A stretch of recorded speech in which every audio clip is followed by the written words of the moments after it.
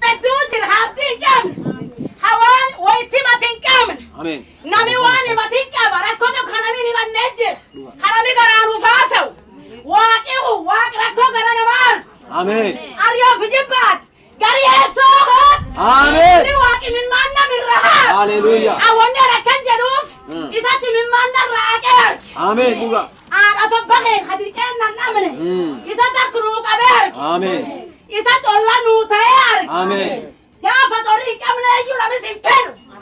Gaafa doriin qabne iyyuu fedhan hin fedhu. Sio Biblia inafundisha namna hiyo, kwa sababu Biblia haijafundisha mwanamke kuhubiri. Ukisoma Timotheo wa kwanza 2:9 na Wakorintho wa kwanza 14 mstari wa 34. Na wakati anapohubiri anakuwa kama mwenda wazimu. Biblia inakataa mahubiri aina hiyo. Wagalatia 5 mstari wa 22.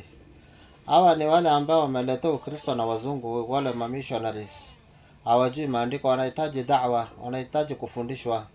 Inshallah Taala tufanyeni dua ili tuweze kufika kule, tuweze kuwalingania maneno ya Mwenyezi Mungu Subhanahu wa Ta'ala. Ni kama hayawani, hawajui dini.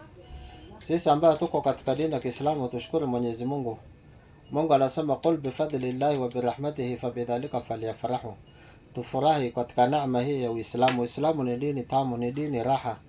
Tuseme alhamdulillah ala ni'matil Islam. Angalau anakuwa kama mwendazimu, ni kama amerikwa na kichwa, alafu ana haya, ni mwanamke. Sasa dini gani inafundisha namna hiyo?